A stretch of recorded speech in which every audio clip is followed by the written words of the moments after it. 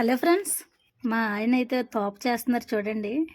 మీలో ఎవరికైనా చేయడం రాకపోతే చూసి నేర్చేసుకోండి ఫ్రెండ్స్. ముందైతే స్టవ్ వెలిగించి అందు మీద ఒక మట్టి పాత్ర అయితే పెట్టారండి. అందులో తగినన్ని వాటర్ అయితే వేసి ఆ వాటర్లో రుచికి సరిపడా బెల్లం అయితే వేశారండి. తర్వాత చిటికెడు ఉప్పు కూడా వేశారు, టేస్ట్ బాగుంటుందని. తర్వాత పిండి అయితే ఇవ్వండి కలిపేస్తున్నారు ఇలాగా. ఇక్కడైతే చాలా జాగ్రత్తగా చేయాలండి. పిండి వేస్తూ కలుపుతూ ఉండాలి, లేదంటే ఉండలు కట్టేస్తుంది, బాగోదు అసలు. అందులో టేస్ట్ బాగుంటుందని నెయ్యి అయితే వేశారండి, చూసారు కదా. చూడండి తోప తిప్పుతున్నారు, తోప తిప్పడం అంటే అదే. ఇది కర్రల పొయ్యి మీద చేస్తే ఇంకా టేస్ట్ బాగుంటుందండి, కుండ కాబట్టి.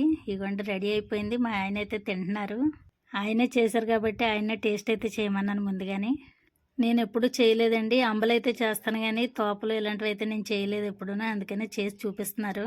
నెయ్యి వేయడం వల్ల చాలా టేస్ట్ అయితే వచ్చిందంటండి, లైక్ అయితే ఇస్తున్నారు. చూశారు కదా ఫ్రెండ్స్, టేస్టీ తోప. మీరు కూడా ట్రై చేయండి ఫ్రెండ్స్. ఛానల్ సబ్స్క్రైబ్ చేసుకోండి ఇలాంటి వీడియోల కోసం.